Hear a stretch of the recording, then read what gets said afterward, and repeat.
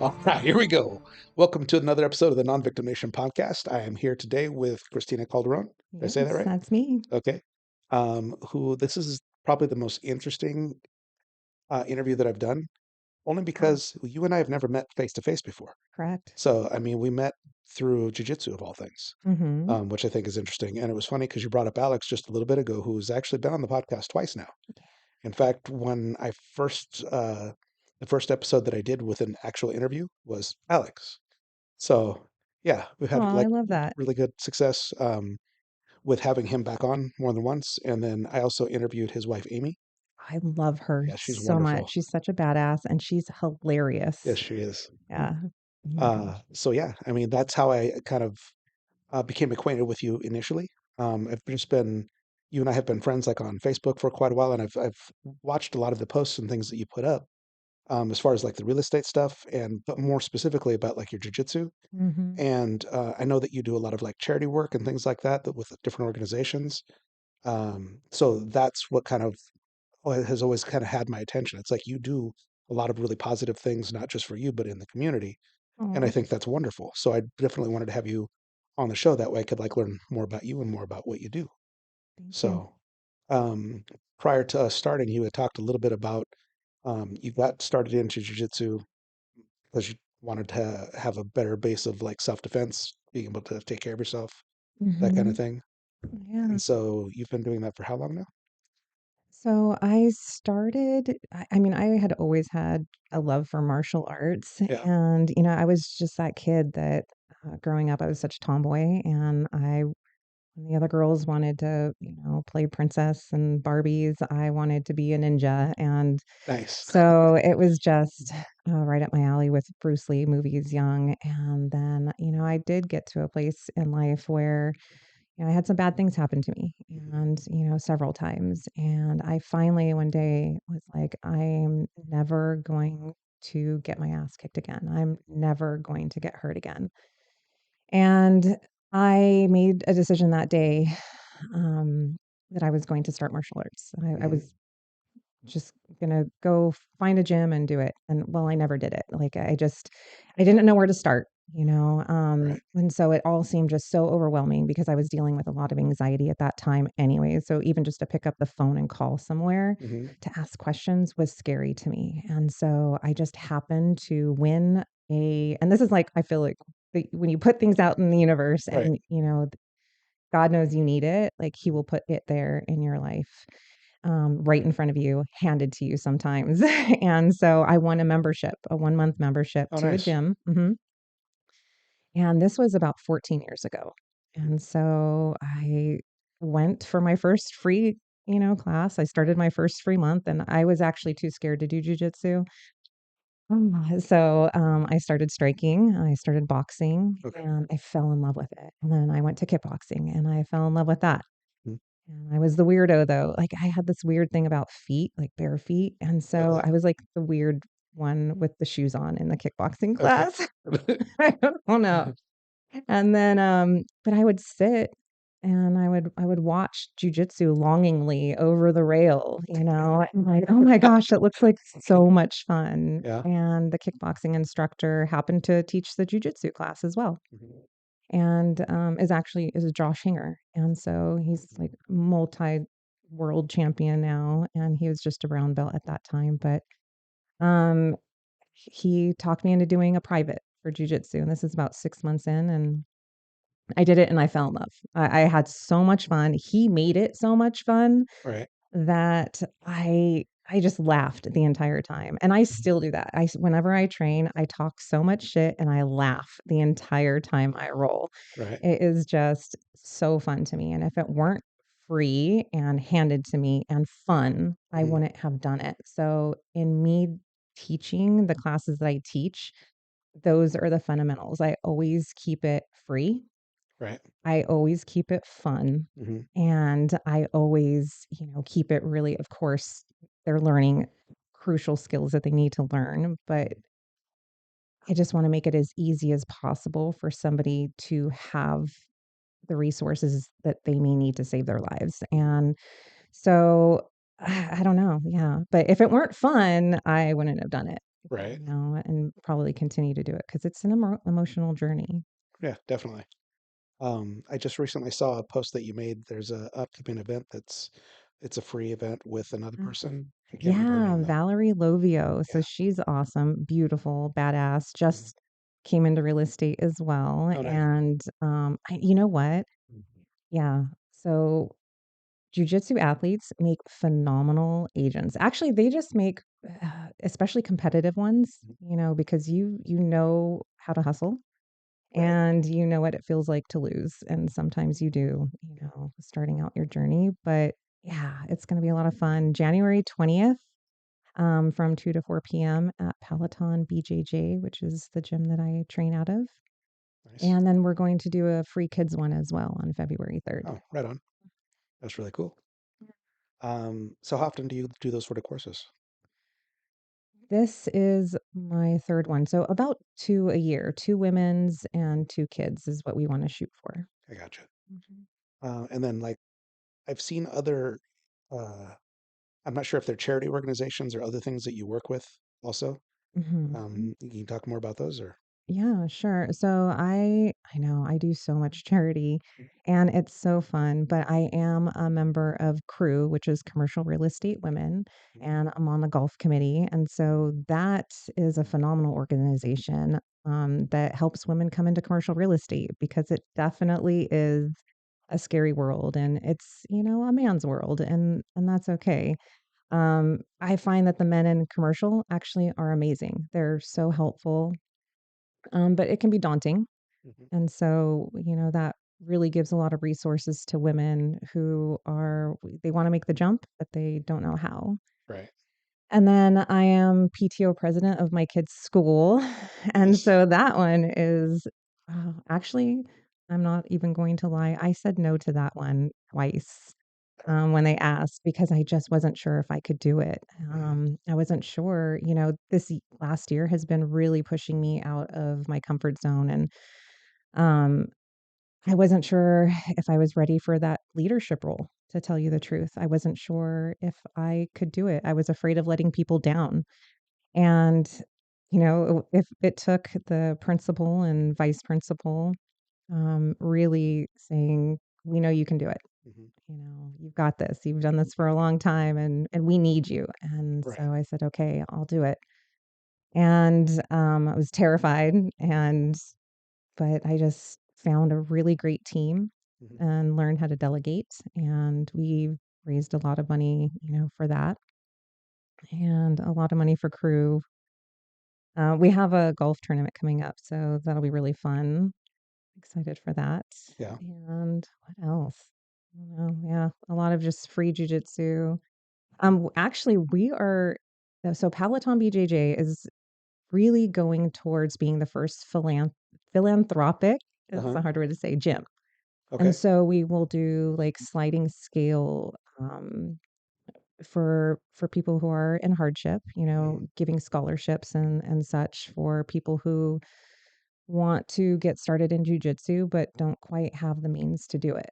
Right. So I think it's one of the neatest ideas that I've ever seen in my entire life. Mhm. And so we'll do some fundraising for that. And I'll probably donate a portion of my commission to that cause because I just think it's so Right. neat. Sounds like a really good thing. Yeah. Um, so I think that it's great that you practice jujitsu. Um, I know a lot of women talk to a number of them that are in real estate and that have had some pretty sketchy situations. Hmm. So having that on your side is probably a really good thing. Yeah, Have you ever encountered anything like that? I have a couple times. And so, you know, when you're an agent, Mhm. one of the things that I love the most about it, one of the things that pieces of advice that somebody gave me in the beginning of my career Mhm. was that you could always say no. Right. If you ever felt uncomfortable, don't be afraid to say no. So now I am pretty selective about who I work with. Mhm. Um, I just know everyone. I like to go by referral only. I like that relationship. Mhm. The scary part comes in open houses. because sometimes you are at an open house and you don't have control over who comes in and out. Mhm. And so I'm finding, if you have a buyer and you're showing them houses, I've always had them talk to a lender. I have their information. I have usually a picture of their ID, their social security number. Right, I feel really safe. I've never had a problem in that situation, but right, it is in strange people coming into an open house, and I've had it right. twice. And so the first time, he was just very close to me, following me up the stairs. And so I actually took a class after that. Mhm. And there was a woman that had gotten raped, right about the same time. And so some law enforcement put on a free class, and I Okay. took that one. And it inspired me. I was like, oh my gosh, I want to do more of these. And Yeah. I took a few of them, that were based like specifically on complications that you can come into in real estate, because I Mhm. was a new agent and nobody really teaches you this stuff. They don't Right. sit you down when you first get into real estate and tell you, all these things. You see them and you feel them. And then, like, this is a big problem. Mhm. And so recently I had somebody come in, he saw me putting out my signs and followed me into the house, and stayed the entire time. And, Yeah. I actually ended up texting my broker who lived not too far away, and he came and saw the house because this is a big guy. And, there comes a time where you have to make a decision as to, do you think you can really safely take this person? Mhm. Is it worth the chance, or do you call for backup? Right. And so I highly recommend that whenever you can call for backup, Yes. always do. So, that's something that I teach in the classes. I have done a realtor focused class Mhm. on, protecting yourself in those types of situations. And, it's kind of the hard stuff that you have to talk about too, Mhm. is also, something that nobody ever talks about is, if you get to that position or that place where he is bigger than you and stronger than you, and you are in a place where you cannot get help, how bad do you want your life? Right. Is it worth fighting for, or is it Mhm. worth, giving in? And you have to get to a place inside where you are okay with making that decision, Right. or fighting and, you know, chancing what could happen after that. Mhm. So I mean, there's no easy answer to any of it. Yeah. It is so It's also so much different to teach, than when you're in the middle of it. And so Right. that's the number one thing. The number one question I get asked is, what is the best weapon to protect yourself as a woman? Mhm. And my answer is the one that you will use That's a good answer. repeatedly, the one Right. that you will practice with. Mhm. If it's a firearm, you better know how to use it. You better be weekly going to the range and pulling that thing out, and, practicing until you know that weapon, sleeping with that thing Mhm. till you know it so well. You have a love affair with that gun, because it will be your saving grace, but only if you can, muscle memory, auto pull that thing out and be able to use it. Mhm. When you're scared, when you're Mhm. shaking, when your brain shuts off because the adrenaline just hits you like crazy and wipes your memory, and you're like, you know, your IQ drops like 40 points, because Right. I mean, you don't know what that feels like until you've been in that position, and you can't even imagine it. Right. And so, if you're going to carry a knife, like, well, Mhm. can you open it when you're shaking? Right. And that's the biggest thing. Mhm. So, there's no easy answer for that either. It's Right. just the one you were going to use and practice with. Yeah.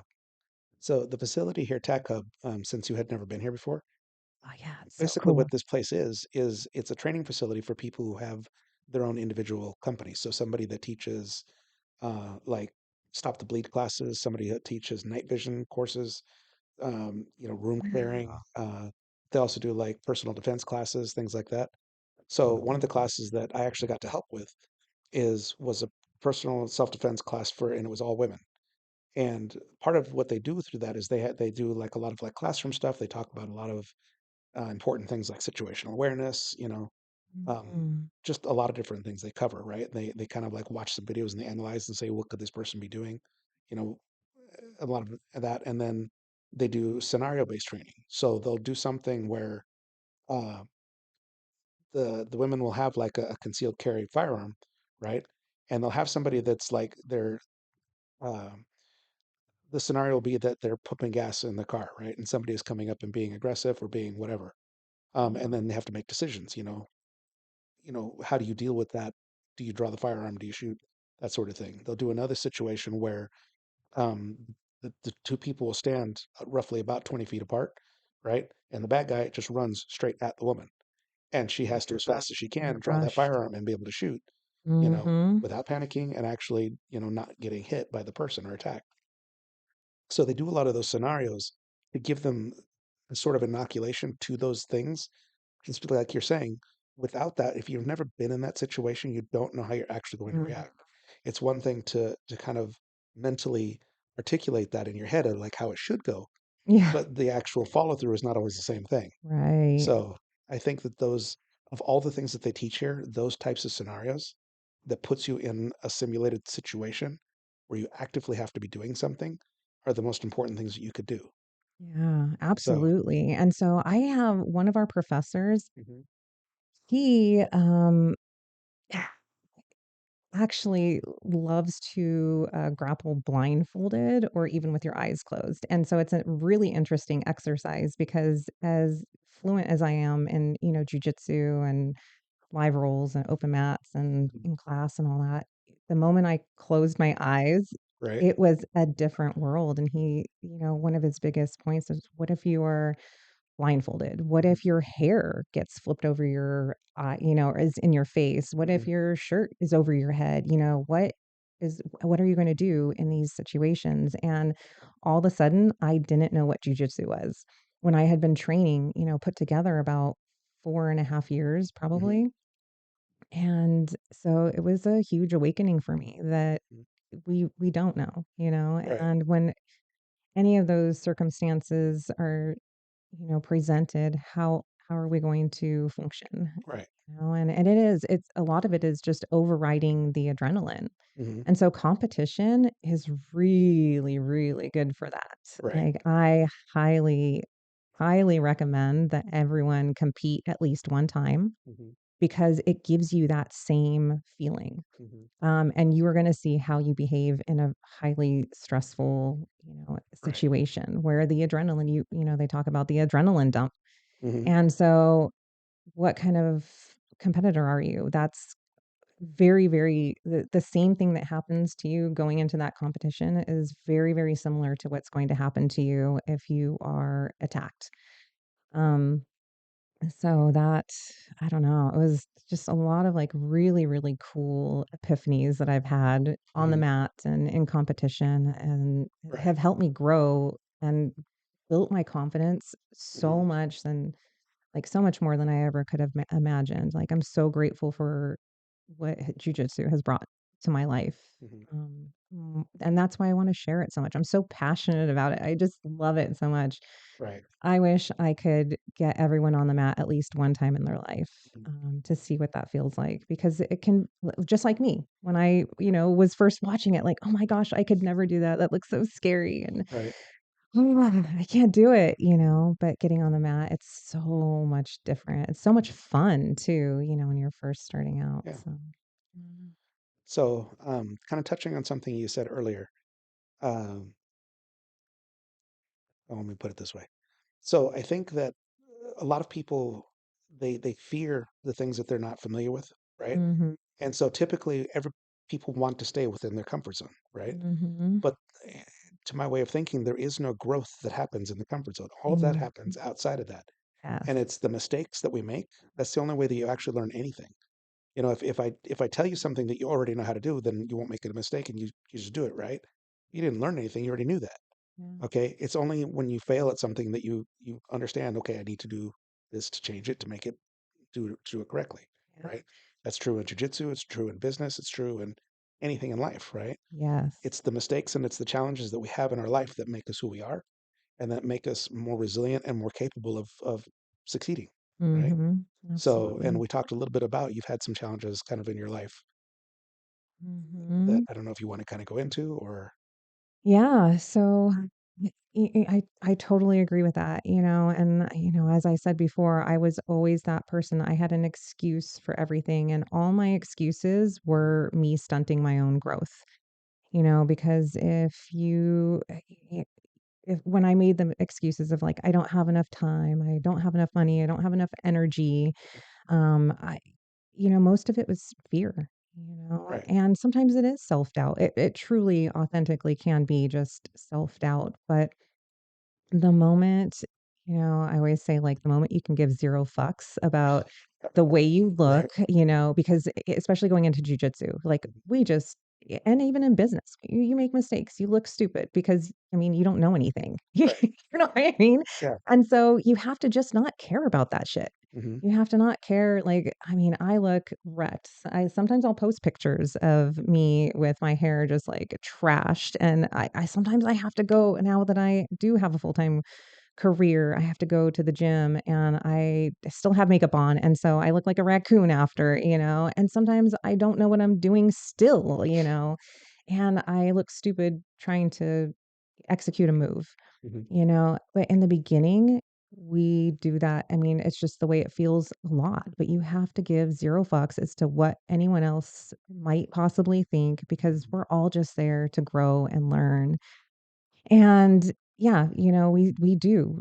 Comfort, I mean, everyone's saying it now. It's all over the place that it is the right, biggest killer of, growth and building your dreams yes, and all of that stuff. And so the moment I decided that I was going to say yes to everything, no matter how scary it was, no matter how painful it was, hmm one of the biggest gifts that I've been given and I had to fight really hard for was my sobriety. And I was really, the pivotal point in a lot of this was I had a sponsor that, I used to think that everything was a big deal. I'd call her and I'd be crying and like, some things were really a big deal and some things they really weren't. And she would say, "Well, did you die?" And I'm like, right, "Ugh." I want to be like, "Fuck you." I didn't want to answer that question, but the truth is no. And she's like, "If it's not going to kill you, fucking do it." Because, you like I surround myself now with people that I love and trust so much. I'm really good at setting boundaries, and anybody that I don't feel benefits my life in some way, I kick them the fuck out of my life, like, really fast. I just don't play those games anymore, right, and because you can't grow with those people latched onto you, and, if you're always, like, doubting their intentions or their motives, hmm then it's not a pure relationship, and that needs to be set aside. right, And so I surround myself with people that I love and trust. And I have agreed that if any one of them suggests something that could help me grow, I say yes. And, don't make the excuses and just go, not just say yes to, because once I make that commitment to say yes, I go for it like fearlessly and thoroughly as hard as I can. I right, just like commit and I have grown exponentially because of that, because of just saying yes instead of, I don't have enough time. I hmm don't have enough money. I don't have enough energy. I can't do it. Yeah, right, yes, you fucking can.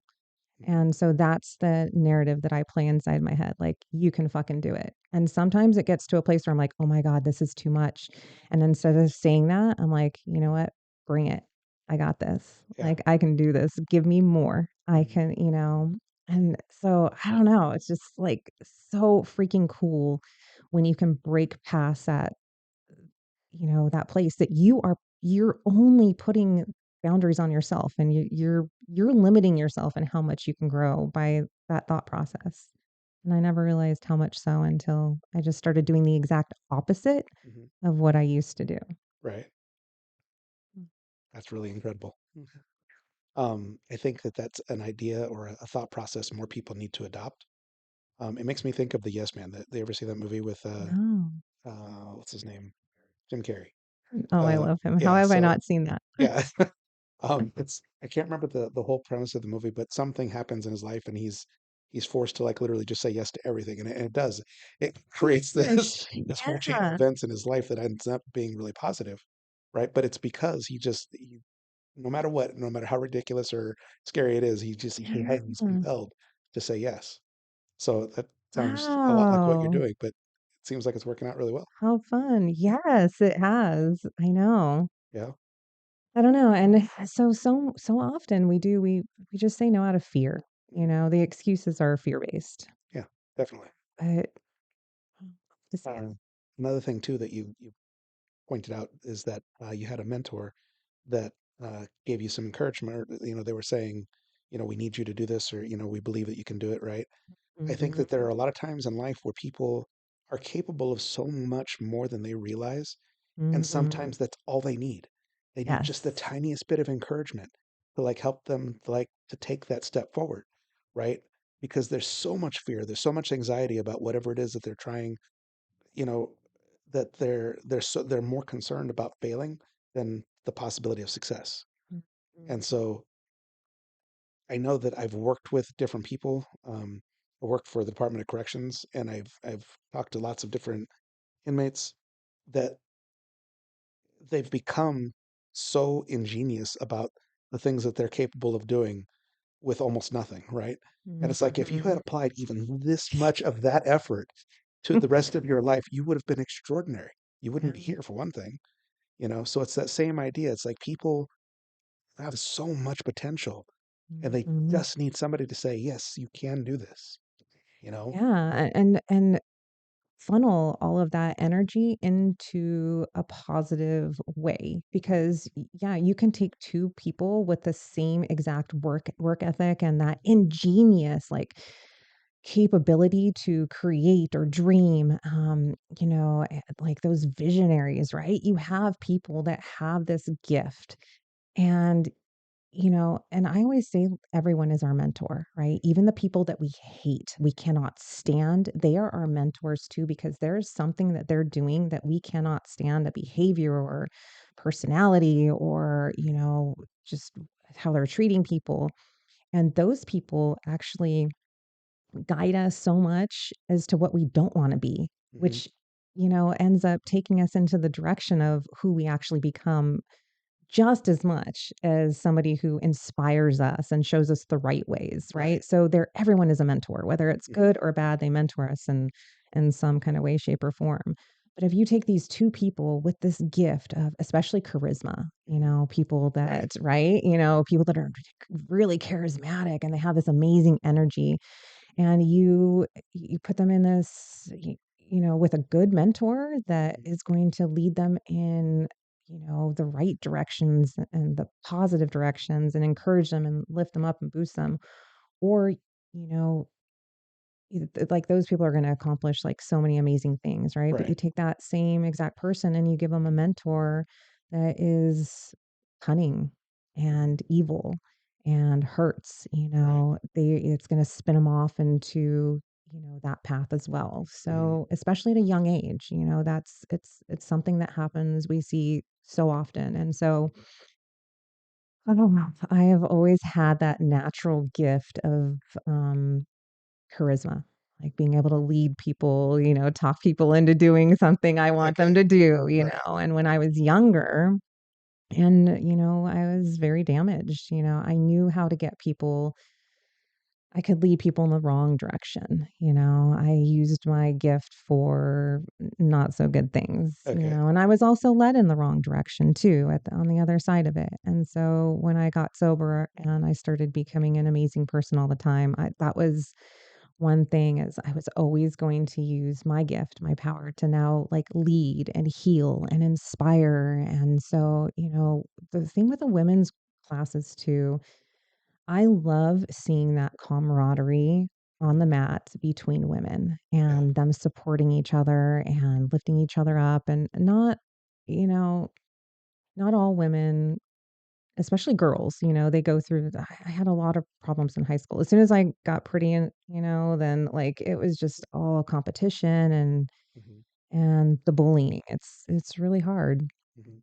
And so I always wanted to be like the biggest cheerleader for other women, and I truly try and build them and lift them up and help them Right. grow. And because I've had a couple women that were like that with me, Mhm. and they really changed my idea of the fact that women are like they can be kind. Like they're not all going to be bullies, and I Right. needed to see that to kind of like restore my faith. I had a really hard time having relationships with women. I'm like kind of a guy's girl anyways and a tomboy. Okay. Um, but I needed that, especially in sobriety, because their intentions are pure.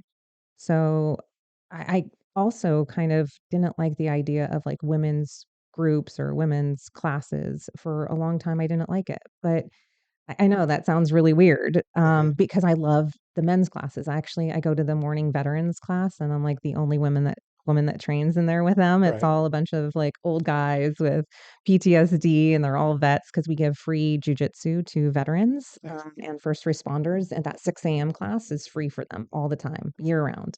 Nice. Yeah, it's really cool. And I love them. I love training with the men. They train hard, it's fun, and I can be aggressive and nobody gets angry, Right. and, but I yeah, I understand now, like, Mhm. a woman helping a woman, that there's never also, like, when it's pure, and especially in sobriety, we see it, that you can help a woman grow more so than a man can sometimes, because we men will also emotionally sometimes not want to tell you the hard things in order, they don't want to hurt you or your Right. feelings. Whereas women, we can be a little bit harder on each other. It hurts a little worse. And that pain and that critique, when it's done with a lot of love, can help you grow more than you ever, would have otherwise. Right. So I know that you have two daughters, Mhm. and I don't know And their a ages, but son. do they are they having those same sort of experiences as they grew up? Like, are they having uh, trouble with other girls in school or other situations like that that they have to deal with? Yeah, yes, definitely. I see it, and even my little one, she's, I guess, not so little anymore. She is 11, and so in 5th grade, they started a girls group. And so during certain periods of the day, the school counselor would actually try and encourage like a bonding session of a sort, Okay. because they get drama-y, Right. and the drama, it's tough for them, and there is a little bit of bullying and some strong personalities, and my daughter is very sensitive, my little one, and Okay. she just wants to love everyone. I call her my love child because she's just so loving and happy and kind Hmm. and very, very, very sensitive. Okay. Um, but, you know, I the other thing though too is my kids go to a charter school. I'm really lucky. Hmm. I went to public school when I came to Tucson, and I swore I would never send my kids to public school because it's where I learned all the bad stuff, you guys. There's Yeah. like I never knew what a gang was, or bullying, drugs, violence, teen pregnancy, all of it. I saw it in Yeah. public school. Right. Um, and so we don't have a lot of that at the school that, Hmm. so they get a softer version of what I got, I think.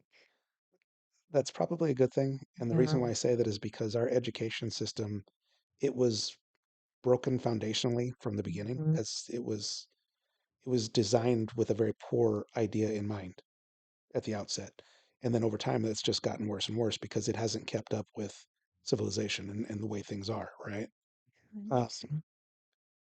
uh, but I think that now with the advent of social media, throwing that in on top of everything else, and then you have the whole woke movement that's pushing all kinds of agendas on our education and on kids. It's just incredible to me that that the education system is still up and running, and B, that more people aren't speaking up and saying, "Hey, this needs to change altogether. Mhm. We need to redo this whole situation because it's failing on many, many levels, and it's actually hurting children now." I You know, agree. it isn't just so much that they're not learning, because when I was a kid, that was the big thing. It's like, there are kids that aren't learning at the normal pace or whatever, they're falling behind, that was a big deal. Now they're being inundated with all kinds of things that have to do with sexuality and political agendas and just all these other Mhm. things that they should never have to encounter as children. That shouldn't be any part of their learning process. That has nothing to do with education. That's Agreed. all purely whatever, political. Yeah, and so I feel so lucky. Yeah, within our school, we have this really we have a really advanced curriculum, which um, helps keep the parents really involved. We don't have a school bus system, which I absolutely love, and people can complain about it. But again, the complaints that I hear, as PTO president, I'm I always say the problems that you are complaining about, they're gifts. Hmm. Like, you don't understand, like, not having a bus system. I know we have to pick up and drop off our kids, and it can be Hmm. tough. It keeps the parents really involved. Horrible things happen on school buses. Okay. Okay. It's just like not somewhere that I want my kids, and I've seen it. I rode the bus, I've seen a lot of the stuff, Right. and it's just getting worse, like you Mhm. said. I also agree. I am so and we had this kind of a problem in the school as well, where my kids came home and said that they wanted me to vote at the time for Bernie Sanders. And she was, I don't know, she was pretty young at that point. And I said, "You do? That's interesting. Well, tell me his policies." Uh-huh.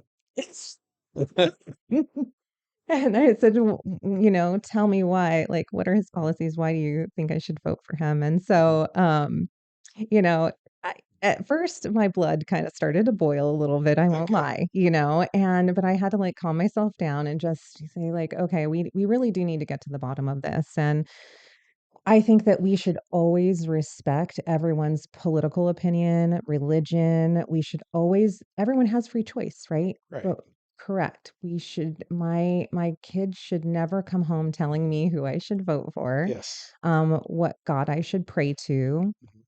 And another one was she had said that she was non-binary when she was like in second grade. And again, you have to control yourself, and instead of reacting, I can stay calm and just say, "Do you know what that means? Right. What is the definition of non-binary?" And when they don't even know, then, that becomes another topic of conversation too. And it is. It's sexual in nature, and so it's not appropriate for school. And so, we have to say it's those conversations are going to happen, Mhm. but we have to control the dialogue too from home and Right. also what is allowed in the classrooms, and just say, "We love you." If child really truly is, feels that they are this, like, Mhm. never shun them or anything like that, but also let them have that conversation with the parents. Yes. And so it's a complicated world. It really is. But Right. if we all just respect each other and also don't, but also don't uh, propose our beliefs on anybody else, Right. it's really easy. It's It really is. simple, Right. it I don't know. Yeah. So I believe that everybody's entitled to their opinion, but it Mhm. is your opinion, and you Yeah, don't get to impose it on other people right. purely because it's your opinion. Yeah. So that's where I get really kind of wrapped around the axle with most of the woke stuff, is that it's fine that you believe that, and that's wonderful for Mhm. you, but that doesn't mean that the rest of the world has to conform to what you think. Correct. That's not how things work, you know. So, but I think that it's wonderful that you're apparently having positive conversations with your children, and helping them to learn ideas and things like that. That's really good. You probably handle that better than I would. Well, it is hard. We do get emotional. There are Yeah, children and they're so incredibly their minds are so open right now. yeah, And what is being poured into it when they get to school, I hope, is education, knowledge, facts. Right. And, how are they going to pass that test? Eh, what are their options for college, Mhm. afterwards and that Right. type of stuff. Yeah. Um, but yeah, so it's hard when somebody takes away the opportunity for us to have that conversation by having it first and Right. when we're not there. So one of my ultimate goals is to form either an actual school and barring that, at least like a mentorship program for kids to teach them a lot of things that I feel like they need to learn. So not the typical school stuff that is what it is, and they need to know that too. But things like critical thinking, situational awareness, when they Common get sense. what's that? Common sense. Yes, that. When they get to be older, like learning actual finances and things like that. Those are Yeah, things that we're never taught in school, and we desperately need to know, right? Um, but critical thinking is probably the biggest one that I think mm, people need to learn, kids in particular. But also, just like the things that we talked about before, you have to be able to endure hard things to prove that you can do it and to understand that you'll be a better person because of it. Hard work, absolutely. to really to push those fundamental things and help them become stronger people, more resilient, so that the rest of the world isn't so terrifying. And even when bad things happen, they can manage it. Yeah. You Did you know, die? yeah. Yeah, Did ask you that die? question. Yeah. Yeah, and so I agree with you with the finances. So I have partnered with one of my lenders who teaches he is one of the best educators. He actually teaches realtors, Okay. the financial end of it. And so I partnered with him and brought him into the school. And so he teaches a credit class on it's on credit responsibility. Nice. Yes, how to utilize credit, properly, so you're not overusing it, and so that you can build, uh, a strong credit score, so that you can do stuff like Hmm. buy houses and cars and all that fun Right. stuff. But also, I think for the next one that I do, that will be this year, we want to partner, also bring in like an investment person because Hmm. one of the biggest questions that they had was, what stock should I buy? And I was Right. like, wow, because these are juniors and seniors, but they have a hunger and desire to Hmm. learn all this stuff. Right. They, so like while they're ready, like let's teach them, Right. and so I think it will be that like the lender teaching about credit responsibility Hmm. and then investment specialists talking about investments and how to invest their money wisely. I don't know. I wish that I would have learned that too. I made some Exactly. terrible mistakes with my credit. Yeah. Nobody taught me how. Right. And of course we learned from friends and somebody told me, "Oh yeah, you max it out and then you pay it off every month." That's so wrong. You know what I mean? Like to debunk all the myths that we Right. hear from other people that don't know what the fuck they're doing. You know what I mean? So Right. it's like getting them started before that they hit that 18-year mark and they're going off to college and getting bombarded with all these credit cards that look great, but Mhm. you don't know what you're getting yourself into. You're not looking at percentage rates. You're not looking at what that payment looks like Right. in the long run, and the danger you can get into by over utilizing your credit. And yeah, I love your idea though. Yeah. Sign my kids up. Yeah. It's a work in progress.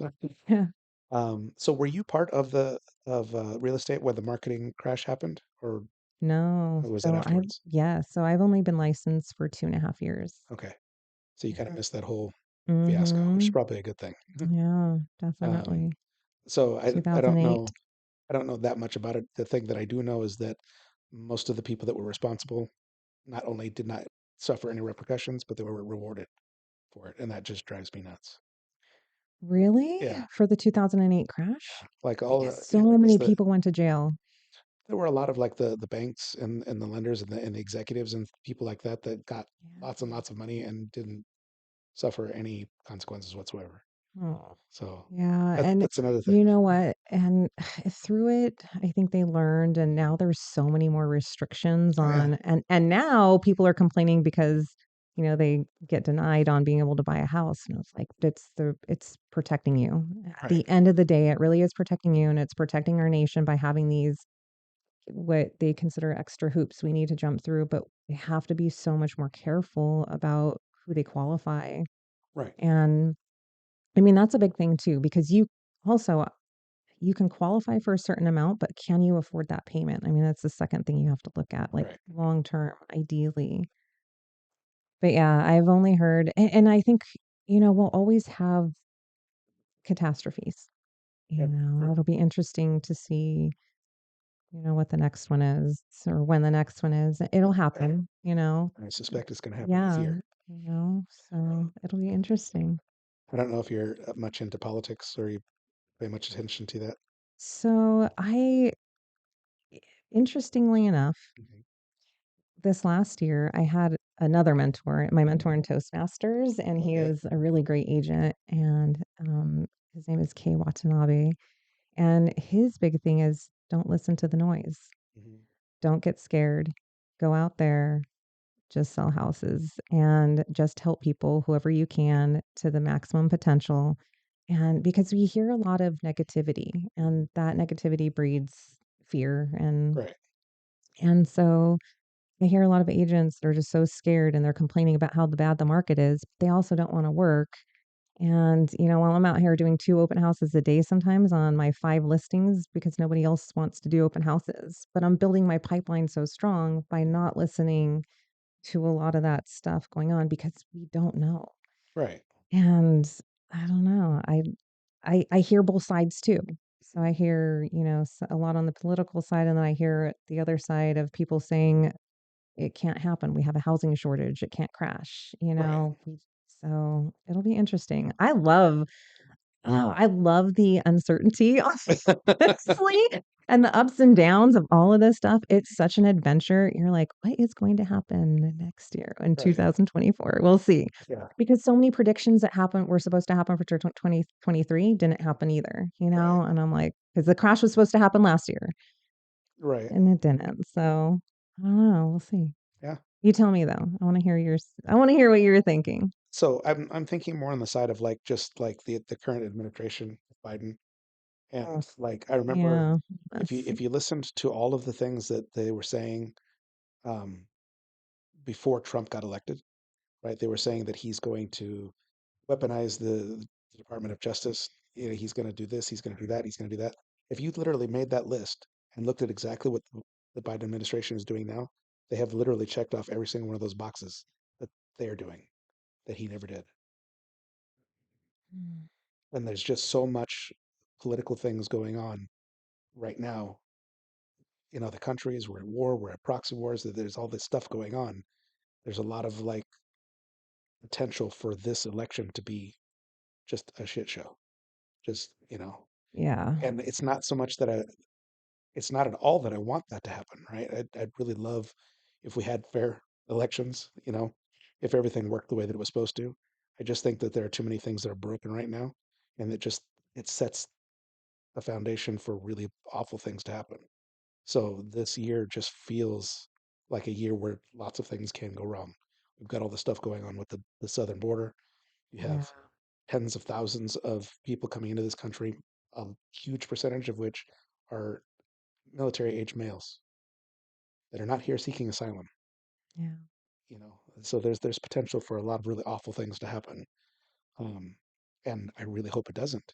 You know, but this always leads back to the idea is like you need to be prepared. Yeah. You need to like And that's not let all of this just catch you completely by surprise. absolutely. And awful things will always happen. Right. That is a fact. We never know which ones Mhm. most of the time until they happen. And Right. that's the scary part is it's so, um, and to tell you the truth, I mean, and this is like just applying it to my martial arts Right. ideas is I try every single martial art. I love them so much, Uh-huh. judo, wrestling, kickboxing, boxing, jujitsu. I wanted to be well-rounded Mhm. because of that.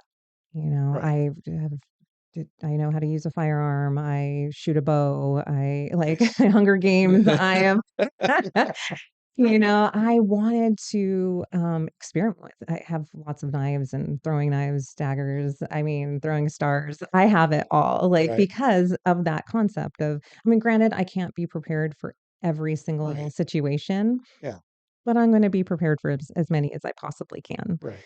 And so I think that's in life, we just have to prepare as best we can Mhm. for as much as we can, Yeah. and then kind of realize that we can't prepare for all of it at the same time, Right. and so I just try not to overthink it. Mhm.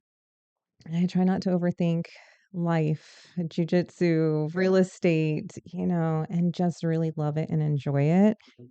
And again, just gain all the knowledge I possibly can. So that knowledge is Mhm. power 100%. Like learning and that comes with the preparation. But the only real way we can prepare is by practice. And there's some things you cannot practice for. That is true. Ugh. So, but um, like I said, I think that it's good that people at least keep it in mind and try, Mhm. to be thinking ahead of what can happen. Just like going back to the scenario based training, it's like you kind of want to put yourself through those situations just so you have at least some kind of Absolutely. mental preparedness for it. I think one of the most wonderful things about jujitsu, and this makes me laugh to think about it, but it's like it's the only place where you can go and choke out people, and at the end of the day, you're still friends. You Absolutely. know? So, oh my gosh, and that is such a funny story because so in the Phoenix Open, I ended up choking a girl that I love to death, Uh-huh. unconscious on the mat. And it was like the most horrifying experience, probably more so for me than it Uh-huh. was for her, Right. because she just, woke up and didn't even realize she was out. Yeah. And I just adore her. Fast forward to Worlds, and Mhm. I didn't have my coach with me. I was borrowing a coach for the World Championship. I know it was That's kind a of good like idea. crazy, but um there she is. She's on the sideline cheering for me, telling me, throw that triangle, throw that triangle. And I Right. had just fucking choked her unconscious and like 2 months earlier, 3 months earlier Right. on the mat. But you can't, and that's what jujitsu has taught me too. It taught me how to be a good competitor. I used to be the worst fucking competitor. I was a lot like my oldest daughter, actually. Uh, Where I was an unfun competitor. And to tell you the truth, I don't really like, I always say I'm not a good team player. I love the solo sports. I mhm. love what I put into it is what I get out of it. My failures are I have to own that shit, and my wins, it's because I ate right, I slept right, I trained right. I showed up every fucking day at 6 a.m. and sometimes 6 a.m. and 6:30 p.m. It's what I put into it. And you know, at the end of the day, like when you do jujitsu, you lose so much. You Yeah. lose 10 times a day, Oh yeah. every single day for at least like the first 3 months probably, until a Right. brand new white belt comes in and you can finally fucking get a submission, right? Your Right. first submission, you're like, "Oh my god, like I worked for months of getting my ass kicked for that thing." It feels so good, and then you're like, "Oh my god, I want more." But then you Yes. still get your ass kicked every Yes. single day, you know Yeah. what I mean? And so it taught me, like, that that's okay. Mhm. I don't have to be so hard on myself. Like, it Right. just becomes so normal to lose. It's not that big of a Right. deal. And then, also as you have new people coming in and you're helping them, Mhm. when they finally beat you, you're like, wow, you've been training so hard. I'm so proud of you. Like, Right. you just subbed me. Like, yeah, I mean, it's the only sport where I cheer for the women who kick my ass, because you know what? They make me stronger too. Because then I'm like, okay, oh, she's never getting me again. Like, Right. I'm going to go learn that, like, counter to that sub that she just did, or the Right. defense to that sub, because she's never going to get me again. And like, it's fun. Mhm. And so I love that about jujitsu so much is being able to high five the person that just choked you unconscious Oh yeah. or, even, I don't know, when I tore my ACL, it was like the best roll of the day. He was so upset. He's like, "Oh my gosh, I'm so sorry, that I hurt you." A, it was a mistake that I was making and I just kept making it knowing that I, shouldn't be doing it. Uh-huh. I still do it, by the way. I just modified it. Okay. But Mhm. and then, but B, I was like, yo, you were my favorite role of the entire freaking day. You know what I Yeah. mean? Yes, I got injured, but we all know what we're doing. It happens sometimes. Right. And if you train competitively and for a long time, but with the women, like I never see them get hurt in the women's class. Like you might get a little bit of rash burn on your face or like, Right. something that heals really fast. But the way they train, especially if they're non competitive, Mhm. I never see any injuries. But Right. you know what you're getting yourself into if you're training hard and competing. So do you find that with the women, they just don't train? It's not that they don't train, but they don't press as hard. I don't know if press is the right word. Yeah. And so I will say that in the beginning, it's kind of why I steered away from training with women. Mhm. They would get angry with me sometimes. When I was a brand new white belt, I was actually so aggressive. I know. And because all I knew was MMA, Right. and so at one point, I was actually training with, the instructor's girlfriend and I picked her up to slam her and they're like, "No." And I was like, "I'm sorry," because she had triangled me and I was gonna like pick her up like I saw in MMA and just slam her, you know? Yeah. And so I didn't even know that jujitsu is like you're not supposed to do that Right. stuff.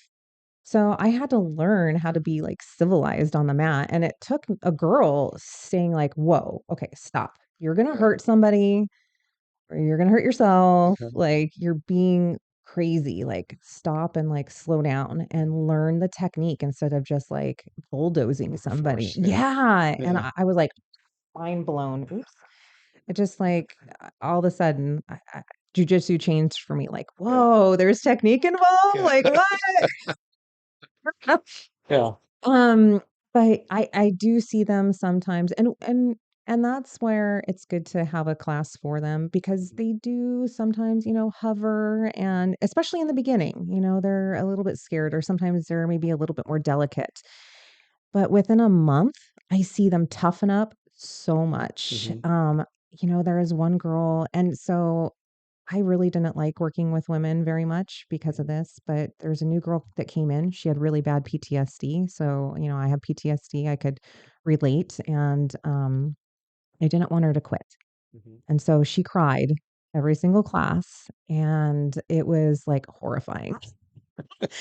And, but I could not give up on her. Like, I just Right. saw so much of myself in her, Mhm. when I was really just going through the early stages of PTSD, and I Mhm. just would not give up. So I took every single class with her, and she would cry every single class, but by the end of that 30 days, she was not crying, and she was Right. having fun, and I was like, "Oh my god." I was competing at that time, and I started like, the first class, actually, she's like, "Are you gonna be at this class so I can go?" I'm like, "Yeah, I'll be there. I'm not going to the early class," which is a lie. It was like, I hate lying, but I Mhm. needed her to go off on her own, and I told all the other women, like, "Take care of her for me, but I have to get my reps in. I'm gonna Right. compete here soon, like, I cannot babysit her anymore as much as I love her."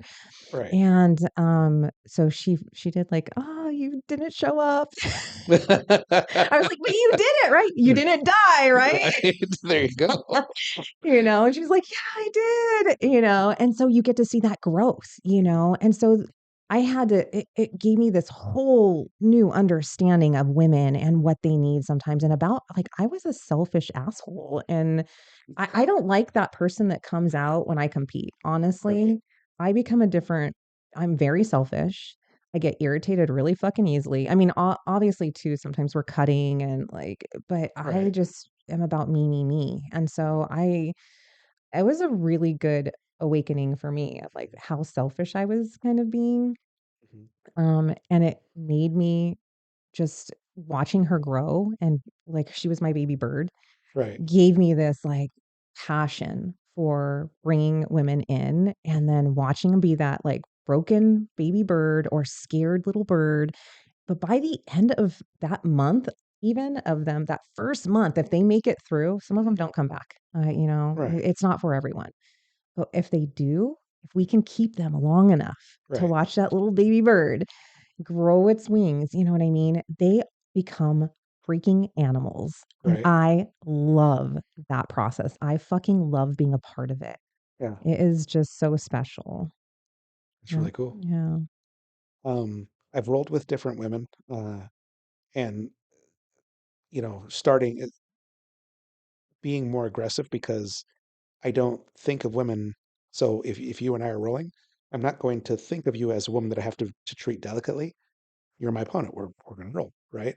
If you're at a certain level, if you were a brand new white belt, obviously I'm not going to crush you Right. right out of the gate. But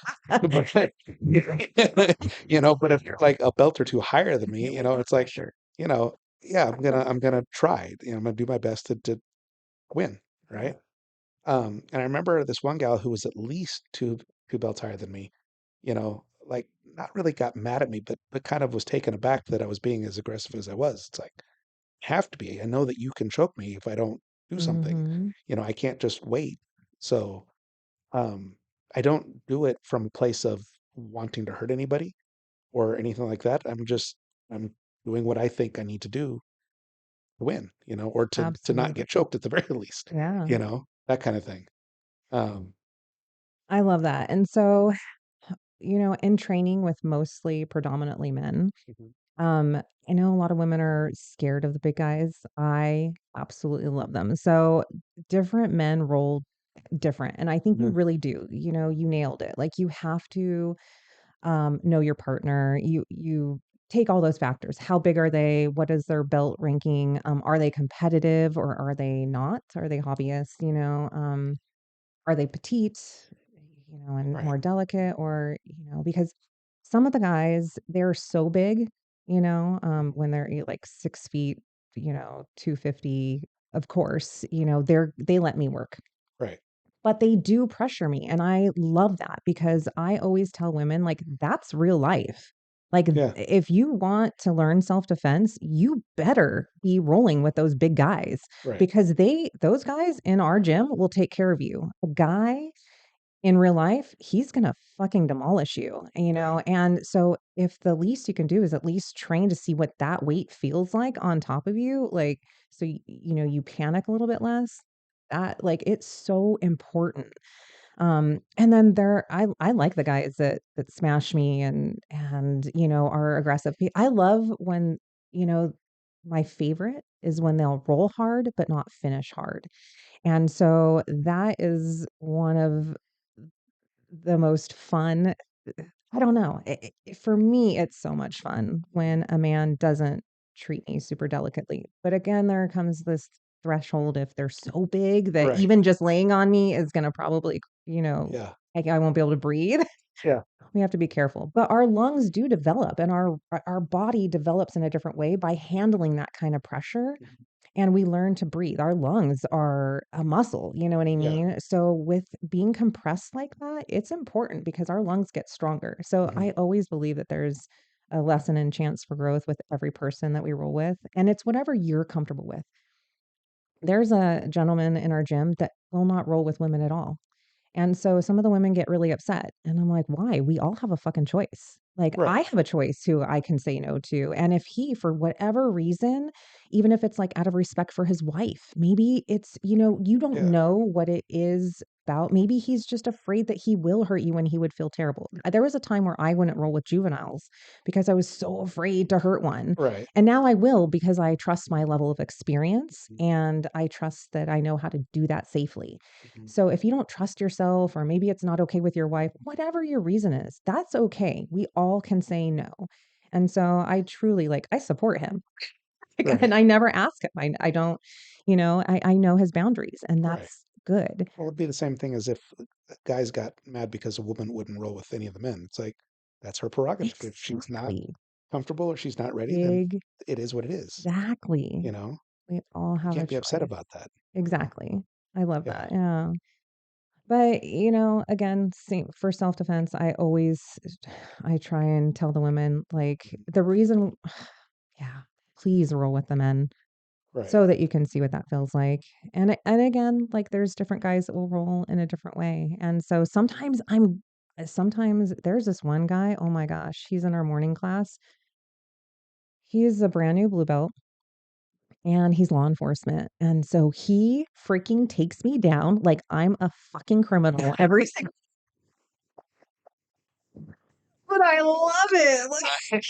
Like, goddamn, he takes me down so hard. But it's such good practice because, like, when I'm in competition and there's like 140 pound woman trying to take me down, I'll be like, "You ain't got shit on this law enforcement guy every day. Like that shit hurts." But so it all is good for us in Right. some way, shape, or form. And usually, if somebody is making me feel a little scared, I'm like, perfect. Like Yeah. that's good for me Right. because that's where, again, where we grow. That fear is healthy for us. Right. Instead of running away from those people, I'm like, okay, that guy scares me a little bit. I'm going to pick him. I'm going to roll with him every single time because he gives me an extra hard roll. He takes me down extra hard. Like for me, I need that. I need to learn how to okay, yeah, I need to be able to match that Right. for growth. Right. And then again, to tell you the truth, the scariest thing that I ever did in jujitsu was so I did the open weight and at the Phoenix Open, the gi open weight. And I actually placed silver, but the two women that were in my division, or not in the division, in the open weight, were both super heavyweights. Oh, wow. Now, I will say that none of the big guys have ever come at me like those females who were heavyweights was the worst fucking experience of my Right. life. I was like, never again. And so I placed silver. Uh-huh. I beat one and then I lost to one. I just got like demolished by that second one, like punished. But it was such a good experience. I'm Right. so glad I did it because having somebody come at you like that in competition, it's like more like real life, what that Right. weight feels like coming at you. Yeah. Because even on the mat with the big guys, they're not coming at you full force like a bull, Right. like those ladies. Oh my Yeah. god. Again, but though I'm like friends with one of them. I've trained with her before and she's like the nicest person ever, but it was terrifying. Like terrifying Right. in that match with her. Yeah. And then the second one I saw at Worlds and we're just like hanging out and it was so cool because she's like gigantic compared to me. And in her division, she was like, "Man, I'm just trying to like not size these women up." And I saw her like fear and I was like, whoa, like blown. Like she even is a little like how we have to overcome that fear Right. just to walk out on that mat to compete. Like it is a different animal competition. And we can be judgy about other people or, oh, but man, unless you've done it, you don't know what that feels like. Right. Mhm. Yeah. I can honestly say I have not competed yet. It's something I probably will do, but just haven't gotten there yet. You'll So, hate it and then love it at the right. same time. Uh, Belt are you? I don't even yeah. so I'm still a white belt. Oh, cool. Yes. Yes. Yeah, I started training a while ago, but then I got injured and had to stop, and then Yeah. I just have gone back to it really intermittently, but I need to get back to it like full time and just start doing it again. Yeah, that's so exciting though. Yeah, I love the white belt years. yeah, And honestly, like I would highly recommend competing at white belt okay, because there's less, I think, and early. That's okay, the other thing. Like once you hit a certain belt, like just compete right away because there's no expectations. You know what I mean? right, You're like, I just got my blue belt or I right, just got my purple belt. Like you're not even expected really to win. right, It's just cool that you get out there. And if you do win, it's like magical because right, you just got your belt. But there was so many. It was so much scarier for me as like three stripe white belt. I was like right about to get my blue belt competing mhm, because I felt like, oh my gosh, I've been a white belt for so long. Like, if I don't win, I'm gonna look like a total jackass. But then that's like the where you have to come in like giving zero fucks right, because otherwise that can just prevent it prevented me almost from signing up for a few because I was just so worried about what it was gonna look like to other people if I lost. Right. And I wasn't seeing, like, what I was gonna gain just by doing the experience in the level of growth that I was going to achieve by signing up for my first competition. Like, you Right. can't see that. It's not something you see until hindsight. So do your daughters do jujitsu? So my oldest has done my self-defense classes, Okay. and we have rolled together, but she just never really uh, wanted to do jujitsu. And she had volleyball, which was her first love and primary sport. She played club volleyball competitively, and my little one did. She did for a while, and then she actually got beat up kind of bad, and she wanted to take a break. And Okay. so she hasn't come back yet, and I How wanna long has give it her been? space, about 6 months. Okay. I know, and so that was crushing for me, to watch her, like, not wanna come back. So is this something that happened in class or just Yeah, once? in class. Okay. Oh, yeah, when I say beat up, I'm sorry, like, on the mat, not, Okay. like, Okay. punched or anything like that, but she oh my gosh, yeah, that sounds so horrible, especially if you don't know, like, the situation or jujitsu and stuff. Mhm. But yeah, so she just a girl just dominated her and, she had an anxiety attack on the mat. Didn't get hurt physically, but Right. more hurt emotionally. Mhm. And it is, it's hard. It was the one day I didn't volunteer too because I would have stopped it. Mhm. And she came off the mat and she was like I'm having an asthma attack, and I knew it was anxiety because they can kind of simulate each other. Mhm. And I said, "Well, take a break. It's okay.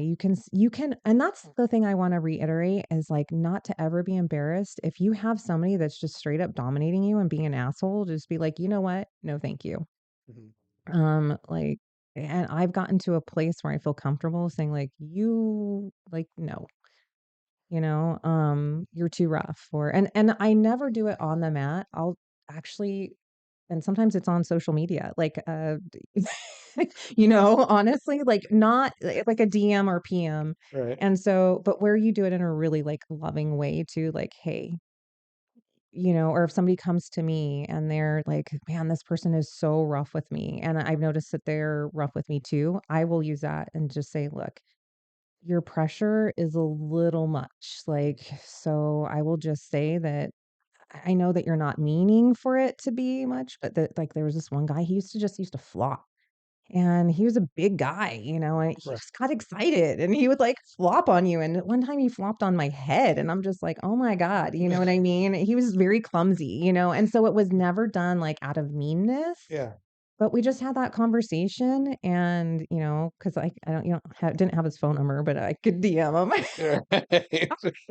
And just do it in a really constructive way. Right. But, at that point, if I were on the mat volunteering that day in the kids class, I would have stopped the match and just, had that Right. conversation afterwards. But, um, yeah, it's really it's tough. It's tough watching your child get dominated and not being able to do any, you want to go out there and save them, but you also don't, you know, again, she didn't get hurt. It was an Right. emotional thing. Right. So there's no actual injuries. Mhm. It's tough. It's really, really tough, Yeah. being a parent in the sport. So do you have kind of a plan on how you're going to reintroduce her to this? Yes. So in the free kids class, Okay. the free kids seminar that we're doing, she's coming to that. Okay. Because I have been trying to get her we do a free women's class as well every Monday nights at 6:30 PM, and I've been trying to get her even to come to the free women's class, and she's like, "No, I'm not ready." And so there comes a certain time where I kind of have to say, "It's time, to at least go back and try it." But I also I'm never going to be the parent that will force one of my kids to do something that they Mhm. don't wanna do. So we do still we have mats at home, and we still do some stuff at home, but I really want her to come back to class, so It sounds like see what it happens. would be very, at least in my way of thinking, very important that she does Yeah. because it will help push her past that mental block, whatever that Mhm. is, and help her understand that she can survive through that. Yes. That doesn't mean that's the end. You can get back up and keep going. Yeah. Right. And so, where that happens Mhm. is fun. Yeah, That little piece of fun where I can just go and get her to have a little bit of fun again and with right. her safe, Yeah, training partners and friends. Um, you know, that right there. I think she'll be hooked again and want to do it right. because yeah, I want to help her get past that fear without, making her feel bad about it. Mhm. But yeah, so now I'm like basically creating this opportunity and then kind of like playing the little like, well, you got to come and support my class, Right. And so she's like, okay. Oh, so that is like a really interesting yes, kinda like manipulation tactic, Uh-huh. but in getting your kids to, be okay with certain things and I work a lot too, and so a lot of it is about gratitude, I tell my kids constantly, like, "Thank you." This is my first career, real estate, like, Mhm. I've done hair before, but never really, like, went anywhere. I always worked for somebody else. I wasn't, in control of, my own schedule and all that stuff, and so this is my first career that I've just, like, absolutely loved. It's actually, like, lucrative and can, help me take care of my family, and I'm so passionate about, but I work a lot, a lot of Right. hours, and so and even competing, this is another one, where you have to put a lot of hours into it. It's a lot of energy, and it takes away from energy that you can put towards them sometimes. So I just go to them privately and I'm just like, "Thank you so much for supporting me. Like, I know you're my child, but you support me in achieving my dreams. And I just want to tell you how special that is and how much I love you for it and how grateful I am for you." Right. And in doing that with the class, like, thank you for coming and supporting me and being a part of my class because it's really important to me Right. and, stuff like that. It's just Yeah. like, then they get to be a part of it and they get to feel like they're special and an important part of helping you grow too. Mhm. And it's like a different relationship. I have the best relationship with my kids now because of that. Just being grateful for them. I think, Mhm. you know, I never I never really got that from my parents. I don't think we just grew up in this, generation where they didn't do that, you know what I It mean? was a lot different. Yeah, it was definitely a lot different, Yeah. but I try and make my kids feel special daily and tell them how much they mean to me and my that and that keeps them, like, in their heads, like, Mhm. they can grow forever, like, they're always growing. At 45, you know what I mean? I'm still, like, starting my first career and, competing in a sport that most people are like like, Right. even my therapist was like, "Do people still compete at 45?" And I'm like, "Okay, fuck you, Bill." Right. But it's true. We get another, it never has to end, like, our journey of growth and, like, we only put a limit on our capabilities and So that what you said right there, say that yeah. again. We only put a cap on So, our limit. Oh, I like, don't know. What did I say? Replay. so our journey in growth, right? Oh, yeah. It's It like never not only ends. does it not end, it can't end. The minute that that stops, you stop progressing as a human being. Mhm. You have to always be working to learn more, to understand more about yourself and about the world around you, and Yeah. to be of service to other people, to like pass that knowledge on to other people, Mhm. try to encourage people, try to help make this place better. Yeah. That's what the world is severely lacking right now on Yeah. all fronts. And we need more and more of that. We need more people like you. Mhm. You strike me as just an absolutely wonderful person. Thanks. You've definitely very well motivated in all the things that you're doing. Raising two dogs by yourself is probably not the easiest thing, so I congratulate you. I think that that's wonderful. Thank you. Yeah. Yeah, I say that too. The minute we stop growing, we start dying. Yeah. And yeah, the minute we stop growing, you start dying because I mean it's true. Like we can grow and grow and grow. But once we stop exercising that and practicing that, because growth is like it's effort and it's energy in that direction. Right. And so once we cease to have that energy going in that direction, it's just like it goes like this, Right. and I don't know. it's what keeps life fun and interesting. Right. And I think that's what I love about jujitsu and what I love about real estate. And it's like I truly gravitate towards things that are ever changing. They're always changing. They're always different. Like, whether it be jujitsu, you're gosh, techniques are always evolving. Right. Even if you get to black belt, third degree, and you think you've learned it all, there's still like there's these young guys coming in with all this like cool shit that you're Right. like, I don't know, you know. And there's a million different ways to do one technique, not Mhm. just one. And then different opponents, you're going to do it differently on you than you, and Mhm. it's always the strategy is always changing and you're Right. always learning. And same thing with real estate. No two deals are different. No two clients are different. No two dreams are different, And so it's just that evolution that, Mhm. because when I was doing hair, it was like the same haircuts, the same chair every single day behind, Right. the same place.